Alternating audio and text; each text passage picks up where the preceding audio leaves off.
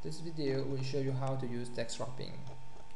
Text wrapping is a formatting option that allows you to place an image or a picture in a block of text. For example, here we have this text. I want to place the picture of a mouse here to show what is a mouse.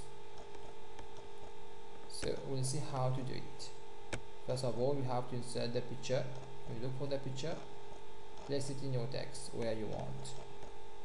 Let's see how to look for the picture. You insert picture.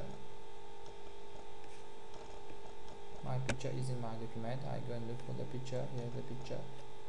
Click on it, and here it comes, the picture of my mouse.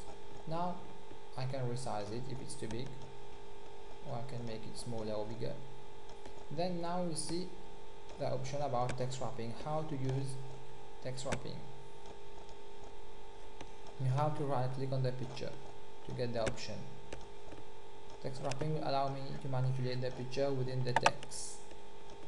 Right click on the picture, you have the following options.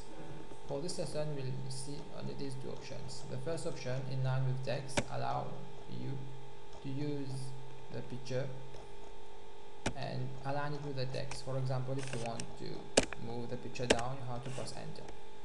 If you want to move it up again, just like moving a piece of text. Now if you want to move the picture, you will see the picture will not move. You can't move it, just like a text. Now if you want to be able to move the picture, you have to use the second option, square. When you put square, you will see the text goes around the picture.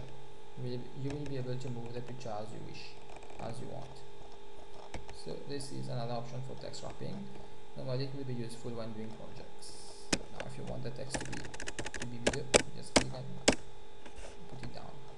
If you want to write next to the text, you can write nice.